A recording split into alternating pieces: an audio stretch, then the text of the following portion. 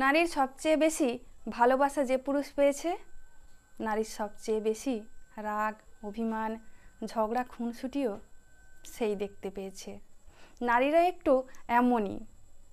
নারী যাকে সবচেয়ে বেশি ভালোবাসে তার উপরেই সবচেয়ে বেশি অধিকার দেখায়, রাগ করে, ঝগড়া করে, অভিমান করে। নারী সরলতার প্রতিমা হয়, আবার রাগের উপমাও হয়। সব কিছু নির্ভর করে আপনার উপর, আপনি তাকে কিভাবে ট্রিট করছেন সেটার উপর।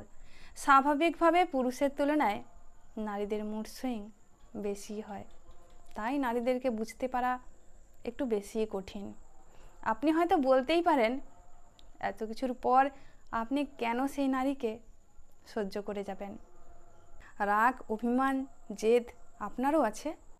শক্তিমত্তার বিচারেও তার যে সৃষ্টিকর্তা আপনাকে বেশি শক্তিশালী করে পাঠিয়েছেন। আপনি চাইলেই শক্তি, রাগ, ক্ষমতা প্রয়োগ করতে পারেন, আবার চাইলে তাকে ছোট বাচ্চাদের মতো ট্রিট করতে পারেন। ক্ষমতার প্রলয় না দেখিয়ে ভালোবাসার চাদরে তাকে আবৃত করে রাখতে পারেন, হয়ে উঠতে পারেন তার প্রিয়তম পুরুষ, সবচেয়ে নিরাপদ আশ্রয়।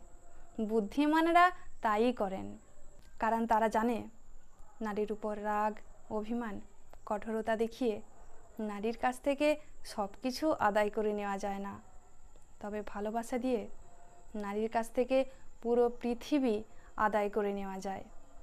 নারী এমনই।